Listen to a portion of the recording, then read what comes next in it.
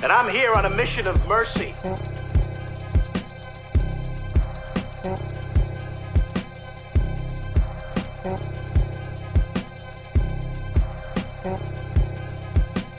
Money's out there. You pick it up, it's yours. You don't, I got no sympathy for you. Do I have your attention? Do I have your attention?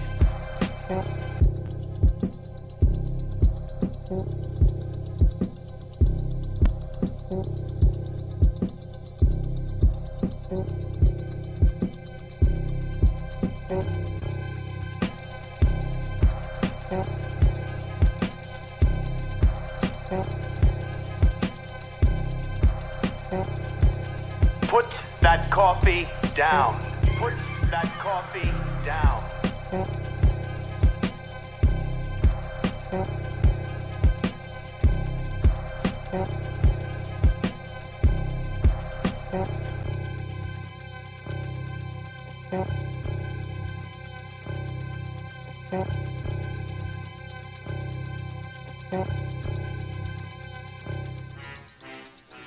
That's my name.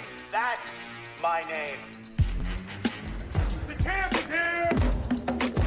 The champ is here! The champ is here! The champ is here! The champ is here! The champ is here! The champ is here! The champ is here! The champ is here! Only one thing counts in this life. Get them to sign on the line which is dotted. Well, happy Tuesday, ladies and gentlemen. My name is Ronell Richards, for those of you that aren't unaware, and welcome into this impromptu live event. So this week, we just released one of our newest courses. That's called Sales Fundamentals for Entrepreneurs, and that is available on at sayless.academy, which let me throw a banner up for that real quick. Boop, boop, boo. Sayless.academy, which is my platform for sales courses, right? So many of you may know that I create courses, bespoke courses for companies. So, you know, there are sales courses that we do specifically for companies. There are sales courses that I create for LinkedIn as a employee of LinkedIn and an instructor of LinkedIn. So there's LinkedIn courses. And then there is my platform, which is called Sayless.academy. And on Sayless.academy right now, we have we've got two courses. I'm sorry, three courses now on there. We've got philosophy of sales, we've got tactical execution, and now this week, sales fundamentals for entrepreneurs. Let me pop this on there. So I wanted to take some time today to kind of drop some gems, hopefully, and share some of the insights from that. But I also want to give you guys a little bit of additional background and context. So I was having this conversation earlier this week with a very influential leader in the technology channel space, right? Someone that's been in the business for decades and is one of the a board member on with one of the nonprofits that I serve. Anyhow, so as we're having this conversation, she's telling me that, you know, of the other board members, while they all know me because of how high profile I am in the industry, they did not know some very important facts about me and my background. And it started to I was started thinking, I'm like, you know, how many people don't, right? Like, it's kind of like, I think about when myth takes over for facts, right? I'll give you guys an example. So many people may have know the old John Henry story, right? And so John Henry was this mythical uh, um, figure in American folklore, and it's African American, and he was just in our community. John Henry is used as kind of an example of strength and determination and perseverance. So it's this bigger than life character who basically helped build the railroad, right? The Transcontinental Railroad. And eh, he was so strong and so determined that he beat a machine, right? Like a steam powered machine. So they had a competition. It was John Henry versus the machine, and he beat the machine out. And his determination was so strong that it actually killed him, right? Like he outworked the machine, and then his heart exploded, right? Because of that determination and the strength. So it's something that a lot of us are taught, as one of those folklore. There's plenty of folklore stories, right? Like Johnny Appleseed and Paul Bunyan, stuff like that. What you find out is that a lot of the stuff is rooted in some semblance of truth. However, the folklore overtakes the facts and the reality. So, for example, with John Henry actually did exist, but it wasn't the pretty story that we like to tell. In fact, John Henry was in prison. This is post Civil War. He was imprisoned and forced to work on on the railroad, right? And he did not die like they said. He died from like a lung disease. Anyhow, so I think about in reference to my own the facts of my life and this social media world and the brand and all the stuff, and how in some ways the brand has overshown who I am in some respects, and taken a bit control of the narrative to where many people don't know my story. So I'm going to give you a little bit of my story, and then I also, because some of this is in the book. I always kind of like assume that people know because they've read the book or something, but like a lot of people have not. A lot of people have read the book, but a whole lot more people have not read the book. Thank you to the couple of thousands of people that read the book. Thank you. If you have not read the book, I encourage you to, or listen to it. Shut the hell up and sell. It's available on Amazon, whichever way you want to consume it. So digital download, paperback, and audio. So here's my story. Because as I released this course on sales fundamentals and entrepreneurship, the first question you should be asking yourself is, well, what qualifies Rynell to talk about this topic? Like, why should we listen to him? What does he know that's any different than the other million voices out there? Well, I'll start by saying that I am not just a teacher. I am a practitioner. It is my life. Entrepreneurship has been my life, and more specifically, entrepreneurial sales. One of the things that sets me apart from others is that others have entered into the entrepreneur world to start teaching sales tactics and sales things that they learned in a structure. They learned, not to knock on them, but they learned in working for a company. They learned working for another business. And so they took that within that structure that they entered into, they were able to be successful, right? And so now they teach what made them successful in that structure to others. The thing about being an entrepreneur is that I often say that the beauty of being an entrepreneur is you can do whatever it is that you want to do. And it's also the most terrifying thing. You can do whatever it is that you want to do. You have no structure. You have to create the structure. You have no frameworks. You have to create the frameworks. And this is one of the reasons why entrepreneurs struggle in sales and other things, is because they have to create all these things for themselves. There is no framework that you're stepping into. So my background is in entrepreneurial sales, creating those frameworks and those structures for myself. And so what I've done in all of my teachings is taken that philosophy, taken that mindset, taken that experience, and distilled that into books and courses that people can relate to, and that people can, and that are super practical and straight to the point and prescriptive, right? So that you can get your clear takeaways, so you can have you can take action. All right. So again, context. Why me? So let me tell you my story. So as long as I can remember, I have been an entrepreneur. Okay. And that goes beyond my adult life. I was born into a home of entrepreneurs. My parents own multiple businesses, and my parents were very young. My mother is um, almost 18 years older than me, and my father is 20 years older than me. And so when they're in their 20s and exploring their entrepreneurial um, or pursuing their entrepreneurial dreams, which by the way has never stopped. My parents are entrepreneurs to this day.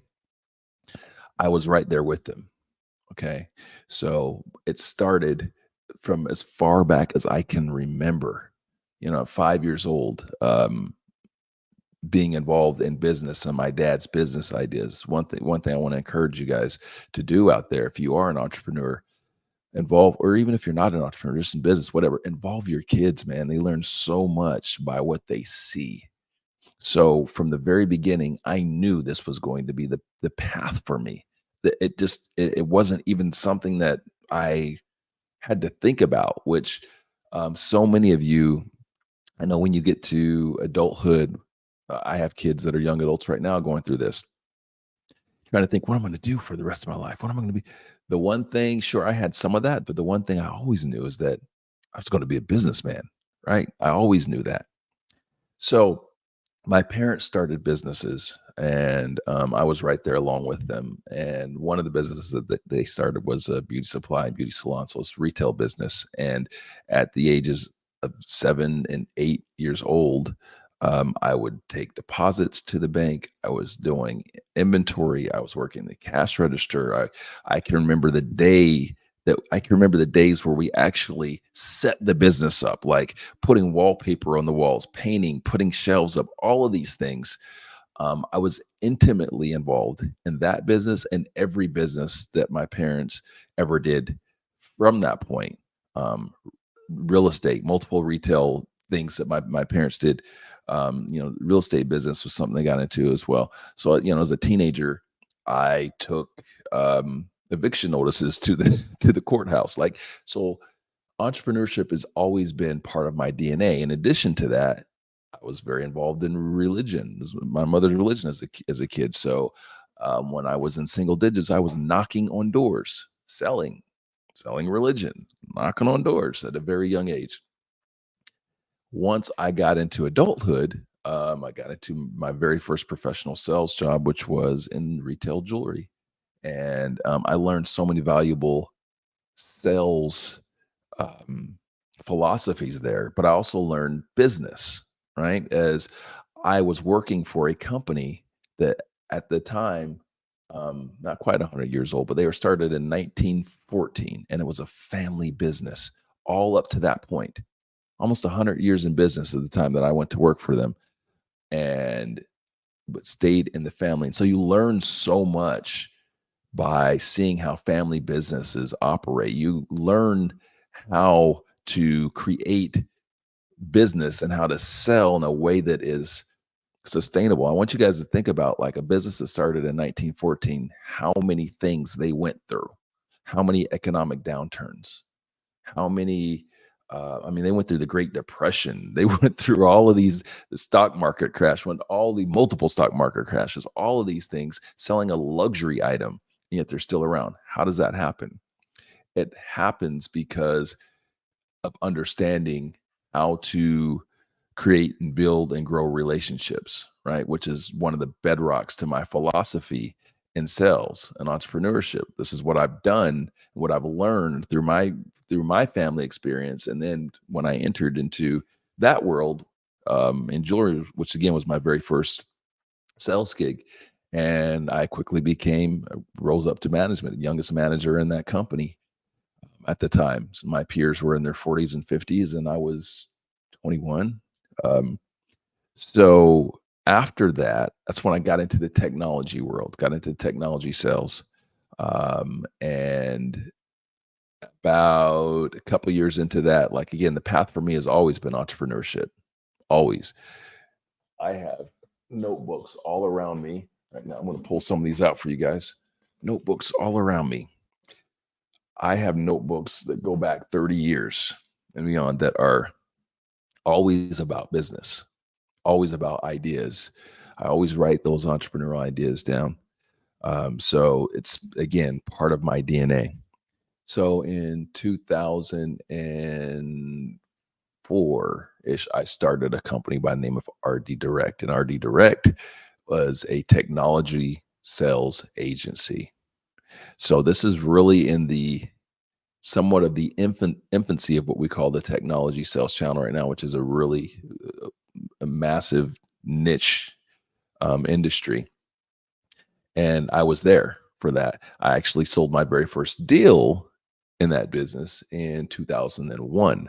However, I started my first company in 2004. Just like many entrepreneurs, started out of a room in my house, and I funded that through credit cards, through unemployment benefits, like whatever I could. And I took jobs, did everything to get that business to success. That business started as me, and over the years, it grew to as large as about 3 dozen people that worked for RD Direct. My forte is building sales campaigns, scaling sales organizations. So of those 3 dozen, probably 3 dozen-ish, probably 25 of them were salespeople, right? And through the course of doing that, running that company, which I ran for 13 years, we hired hundreds of salespeople. And as an entrepreneur, as a guy that again didn't have a framework, I didn't have a structure. I had to create all the structure. I created every single script. I created every single campaign. I created every single compensation plan. I created everything, right? And so when you've done that, when you have that experience and you've done it for a lot of years, it gives you a decided advantage and differentiator. So again, when I talk about my experience as an entrepreneur, it doesn't just start like many, doesn't just start with, hey, I want to be a consultant.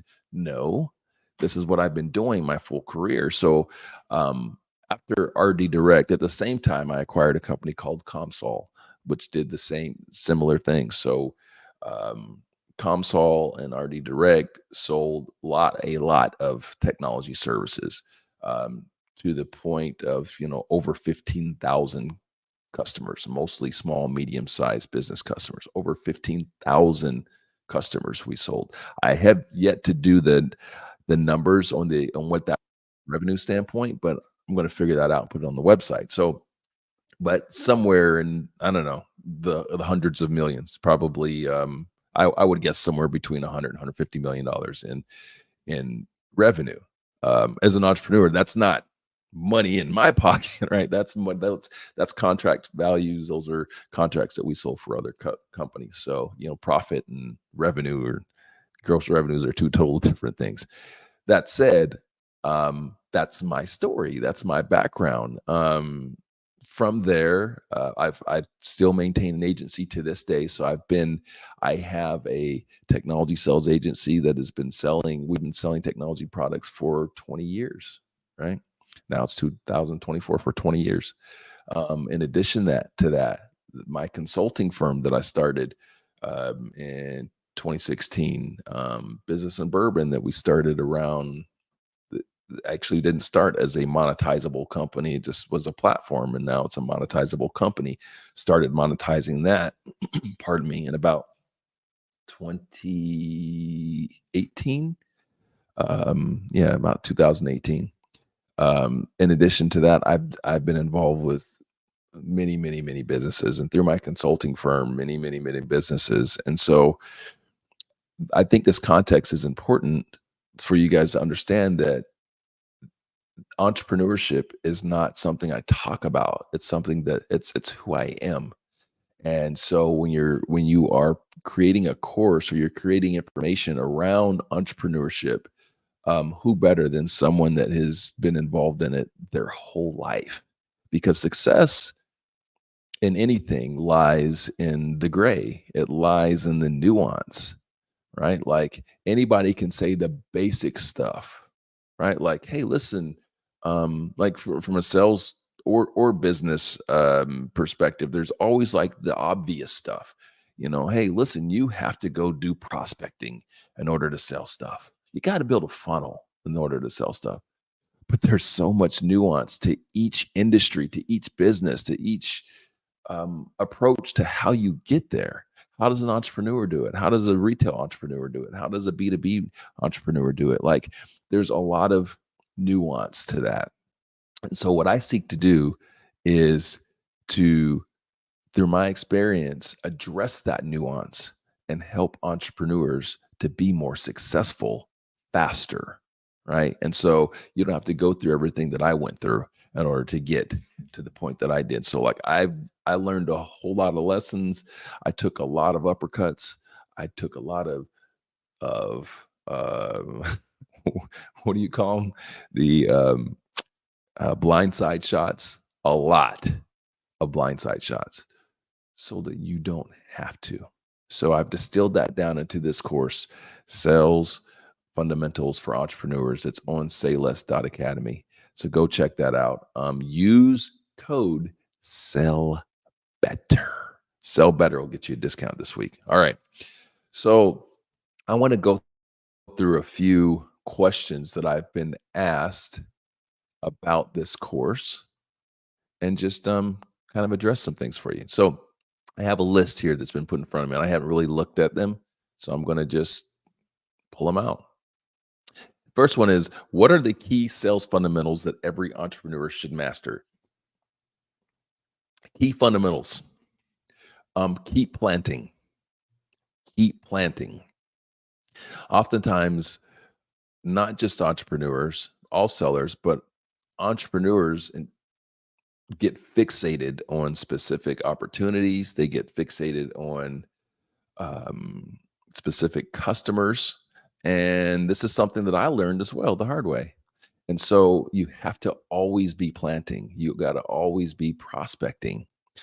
When times are good, because business is cyclical, when times are good, you got to lean into that, right? You can't sit and rest on your laurels. You have to continue to plant seeds. You got to continue to prospect, and you got to have a mechanism in place to keep yourself accountable to prospecting. Because as entrepreneurs, we have nobody to hold us accountable. We have no boss. We've got no system or no structure that says, hey, you have to do X amount of prospecting a day. You got to make X amount of calls. You got to send X amount of emails. We don't have that. And so we have to enforce that on ourselves. We have to hold ourselves accountable. And that's why, again, in the course, I give very prescriptive, specific direction on how to do that and what sort of metrics that you should hold yourself accountable to, right? So that, there's a model for success, which as entrepreneurs, that's something that we just don't have. If we're doing something that we've never done before, we have no model of success. We may know someone that's in the business that is, making money, but there's no one modeling success for us. That's different. Modeling implies that there is a example that we can follow. There are things that we can do that have been prescribed to us. So that's one of the things I was seeking to do in this course is to model what success and sales success is for an entrepreneur. All right, next question. Why is building long-term relationships more important than just closing sales? Here's the beauty of, I love this question. Why is building long-term relationships more important than just closing sales? So if I was talking to an audience of just salespeople, I'm going to talk about the importance of investing in these long-term relationships and how that's going to translate to long-term success. Now we're going to get into the nuance, get into the gray, because I'm talking to entrepreneurs. That's why this course is so specific, because entrepreneurs, your use case is different. There's a challenge as an entrepreneur. You don't have the runway that someone that's getting a salary has, right? You don't have the runway for that. So you have to balance get money now and get money later. So what's important to do is to first start to create your ICP model as an entrepreneur. So you know who is your ideal customer and who is ideal for you to do business with. And then you got to make decisions. Sometimes this is the ideal person you want to do business with, but sometimes you're doing business with somebody down here and they're not ideal, but you need the money. But by creating your ideal client profile, when you work with this customer down here, you're doing it with eyes open. You're aware. That makes a significant difference, right? It makes a significant difference when you understand, hey, listen, this may not be my ICP, but I need this money. And so you go into it eyes wide open and you understand what sort of outcomes could potentially come of that. Ideally, the focus is to be doing business with just your ICP. But as you start a business, you got to make that compromise. But you're making that compromise eyes open and with a focus on getting here. It's compromises, right?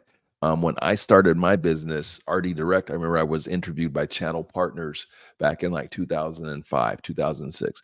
And the question was, how do you prefer compensation? Everyone that answered that, for the most part, that they polled, and that was in that article said residuals.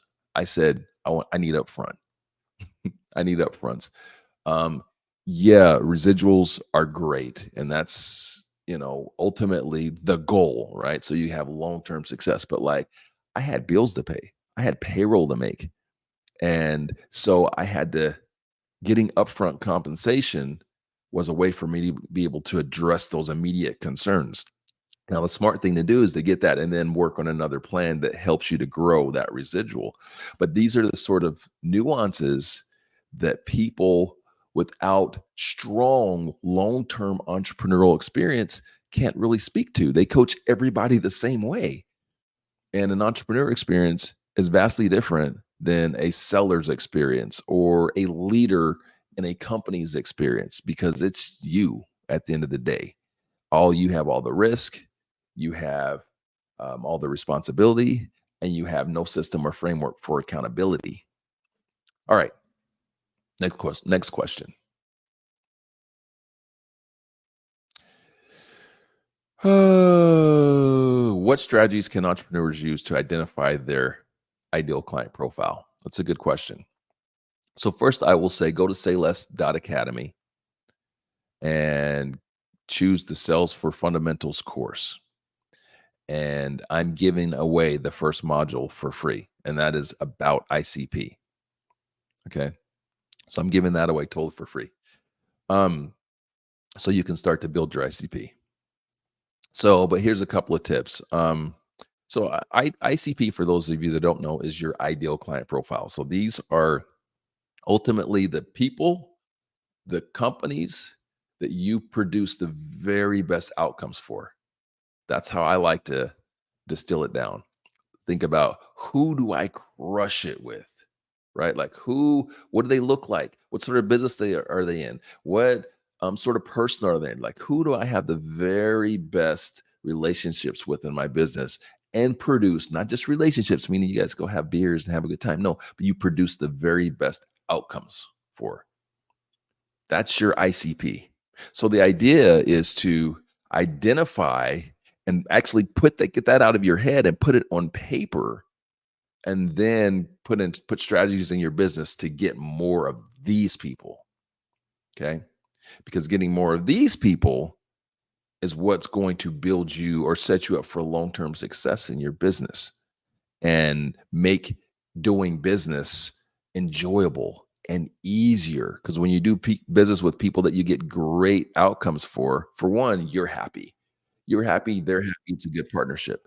In addition to that, they start to become brand advocates for you. They start to become non-payroll salespeople. So now you start to notice that you're getting referrals. They're bringing people to you, and you're growing your business with more people that fit your ICP, right? So it's really the very best long-term strategy. That's how a company like the company that I worked for stays around for 100 years, right? Is because you build a business around advocates, and those advocates advocate for you. In the jewelry business, it was, hey, you know, um, grandpa brought in his grandson. Well, it started with him bringing in his son. Listen, I bought my ring from these guys. They were fantastic.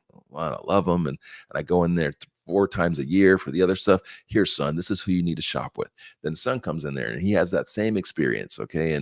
And he comes in there 4 times a year. Then the next generation, same thing happens. Right. So understanding your ICP and delivering fantastic outcomes and experiences for them. All right. Next question. How can entrepreneurs effectively differentiate their product or service in a crowded market?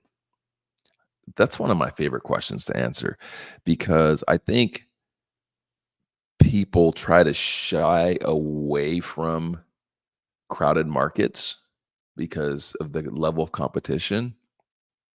The one thing about a crowded marketplace, that tells me that there's a lot of people that can be sold, for one, right? There's a lot of people in the pool because there's a lot of people to be sold. What I've learned over years is that we live in a monkey see, monkey do world. Okay.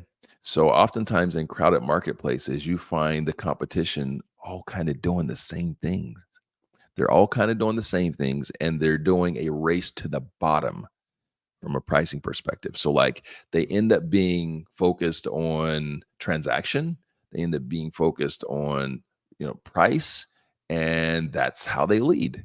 So what that does, now granted, there are people that are going to just be focused on price and transaction, right?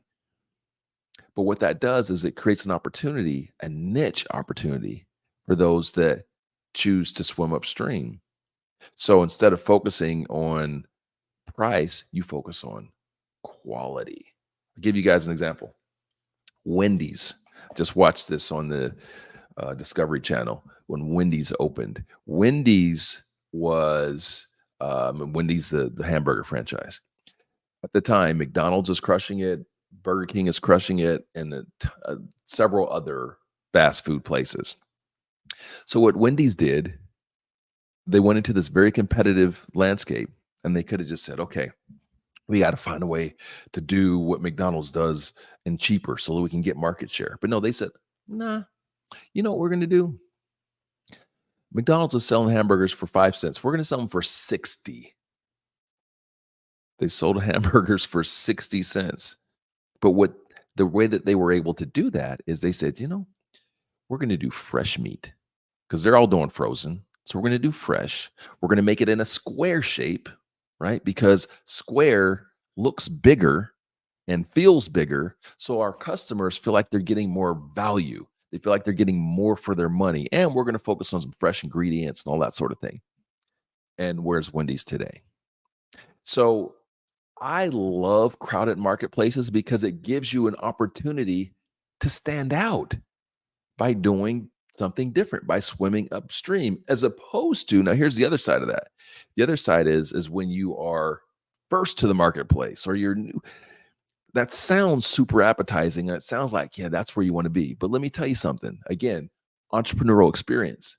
That's much harder than you think. I've tried to be on the front end of many new technologies.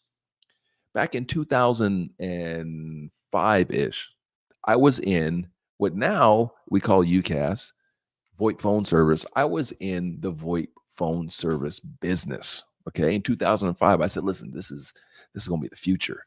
So I'm getting into this. I had about a dozen salespeople knocking doors. And we couldn't make it work at the time. Here's why we couldn't make it work. Is because being first to market requires a heavy investment in education, right? people, when you're doing something that's new, people, even if it could potentially be better for them, better services and all that stuff, it's scary. And so you have to spend a lot of time and a lot of money in educating the marketplace so that you could sell your product. So for us, we just didn't have that runway. We didn't have the money, and we to be able to educate and sell. Fast forward, I had another similar example. Oh, cybersecurity. So right now, cybersecurity, everybody gets it, right? In 2011-ish, 2012, I created a campaign focused on cybersecurity. We went after all of our database, cybersecurity, and we created these really cool ads. And one of the ads was like, hey, it was basically like a kid on a computer, like this innocent looking kid, and it was like, oh, this is the new bank robber, right? And so anyway, we just couldn't make it work to the level that we needed to because, again, there was a lot of education that needed to be done. Like the fear hadn't stoked as hadn't that fear fire hadn't been stoked as much as it is today. Now it's like a no-brainer. So those are the challenge. Now I'm not saying that being first to market is bad. Let's be clear. I'm just saying that there's different challenges. So for entrepreneurs like most of you that are SMB, being first to market means heavy investment on education. And you got to have a long time to be able to educate and sell and let the market catch up to you. Whereas in a crowded space, there is a faster opportunity to success by one, serving niche communities, and two, swimming upstream, doing something, focusing on quality of product, focusing on your quality of your product and service can be a key differentiator and separator. Okay, let's take another question.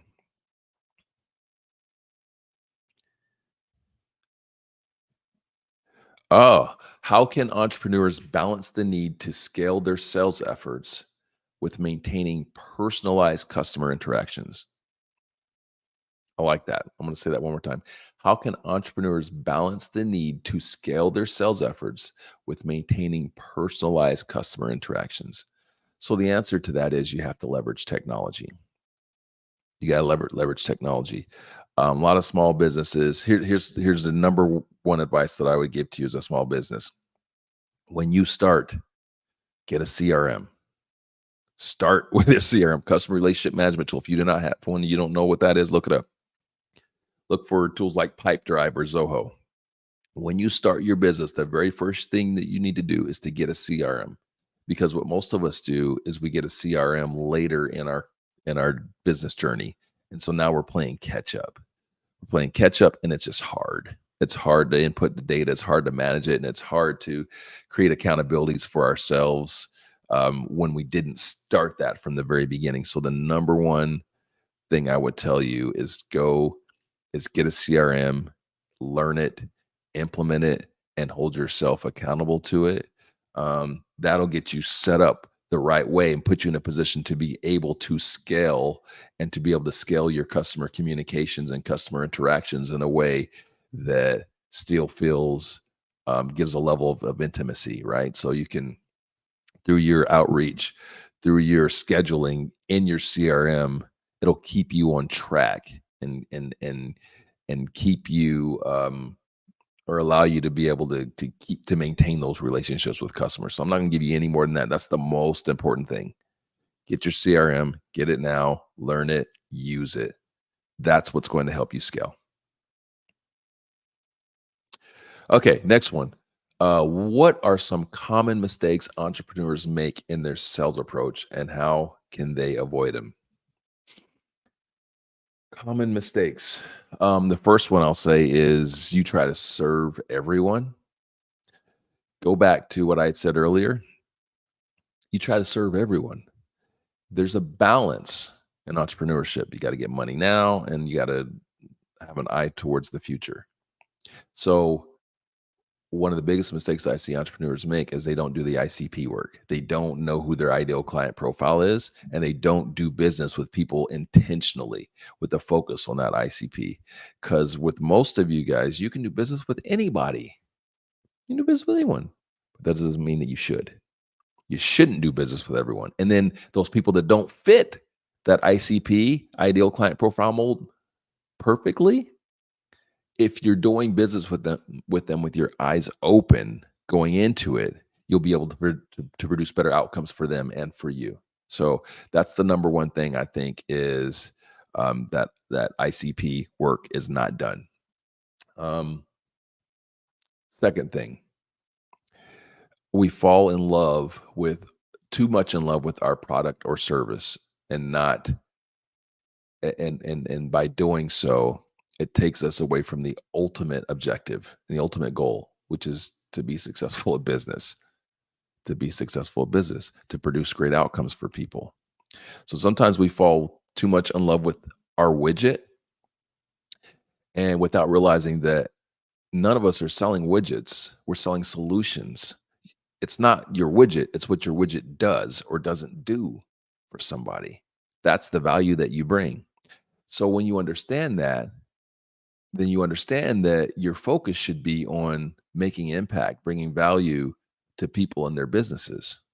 So if that's what your focus is, you're not married to your widget. You're married to the outcome and the successes that you're going to produce for everyone. So you're following the path of success, which is like a river, right? Like it doesn't go north and south and go east and west. And you have to pay attention to the universe. You got to pay attention to your customers. You got to pay attention to the environment, and be willing to adjust and evolve in order to be successful and not be so married to your widget. So that's one of the probably the second thing. All right, I'm going to answer one more question, and get the hell up out of here. Let's see. Last question. How does adopting an entrepreneurial mindset benefit a sales professional? So, as a lifetime entrepreneur, I have learned that the key to success is, one, in building relationships. It all comes down to that, building the relationships and producing great outcomes. That's the long-term game. So for a salesperson, whether you are an entrepreneur or you're an individual contributor at a company, if you focus on the entrepreneurial mindset, which is all about building relationships, you ask any entrepreneur out there, they will all say the same thing. Anyone that's been successful, anyone that hasn't been successful, they'll say that it comes down to relationships. Like the successful ones will say that, hey, I did work with this customer, and then that customer referred somebody else, and then that customer referred somebody else, and hey, I still do business with this. They will all say the same thing. So as an individual contributor, if you take that sort of mindset to your business and take more of an investment in the success of the people that you sell, you have the ability to build similar type of entrepreneurial relationships. And those entrepreneurial relationships will translate to long-term success. And see, the thing about an entrepreneurial mindset in sales is it makes sales easier. It makes sales funner, makes it more enjoyable. Because who doesn't enjoy doing business with people that you like and that like you? Who doesn't enjoy creating great outcomes for people? Who doesn't enjoy impacting businesses and impacting lives? And what you'll find is that a lot of successful entrepreneurs, like their best customers, are their best friends. They go hang out, they go on vacations together. And again, business becomes easier for them because the grind of prospecting becomes easier. You do less hardcore prospecting because you have brand advocates. You have non-payroll salespeople out there that are selling for you all the time. They're called your customers that you built these great relationships with. So now your sales activity changes when you focus on building great relationships. Now your sales and prospecting activities aren't so much about you going out and pitching to new people and exposing your brand to people that have never heard of you and having to go through the whole process of building credibility. It starts to become about activating your advocates that are already out there. So it's about keeping communication and giving them direction and helping them to help you. Because in sales, we spend 70% of our time just trying to build credibility. Think about it, 70% of our time just trying to build credibility. That is prospecting, that's getting on calls and discovery calls and educating people about what it is that we do and who we are and all that stuff. We spend 70% of our time doing that. If you take an entrepreneurial mindset and focus to sales, it's a cheat code, because now every or most of the new people that you're talking to, you already have credibility with. You already have credibility because they were referred to you by someone that they know, love, and trust. So it's a cheat code. That's why an entrepreneurial mindset is so successful for individual contributors. But it takes a sacrifice from you. You're going to have to sacrifice early on, meaning that you're going to have to work a little harder. You're going to have to do a little bit more, and you're going to have to fight against some of the narrative that your companies are going to put out there, or some of the direction that they're going to have to manage that. Meaning that as you're an individual contributor, your company doesn't necessarily care about you building relationships with people. They may say they do, but they don't really care about you building relationship with your customers. That sounds like you've never heard that before, right? Like they want you to go out there and build and take people to dinner and take people to lunch. And I'm telling you right now, your company doesn't care about you building relationships with your customers. And you're like, no, dude, you're lying. You're wrong. No, I'm right. Here's what they care about. They care about them building relationships with your customers. All those things that you're doing are ways to endear the company to those people, because they have to, as a company, they got to think about, hey, look, Tammy and Johnny, ain't not here forever. Tammy and Johnny might be here for 6 months, 2 years, or whatever. We have to endear ourselves to these customers, and we have to provide services to them and outcomes to them that make them loyal to us, not to Tammy and Jimmy and Johnny, but to the company, which is what a company should do.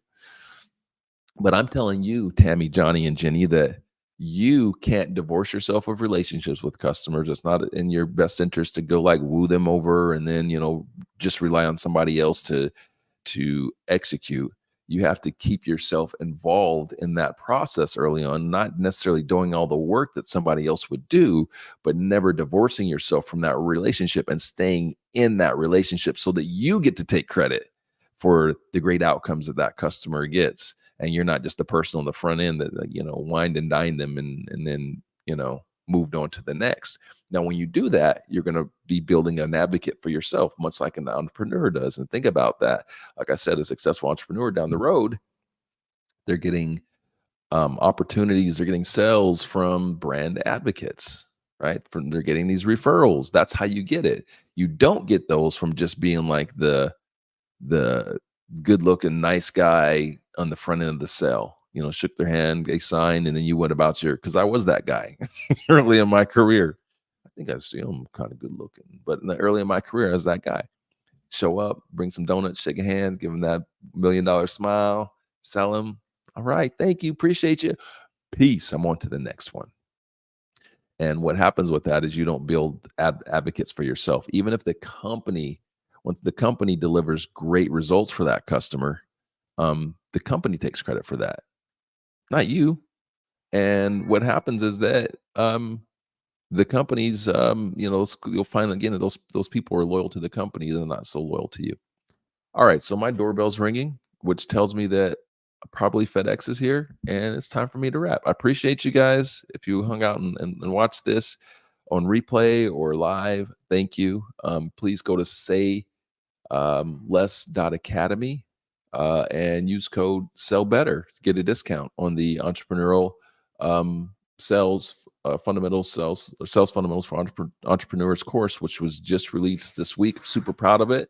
It's got lots of quizzes and downloadable content in there to help you to really chart your success. So if you're an entrepreneur, get in on this. If you're a wannabe entrepreneur, get in on this. If you're a new entrepreneur, get in on this. If you're an old entrepreneur, get in on this. All right. Thanks for your time, everyone. Have a fantastic rest of your Tuesday. Bye-bye.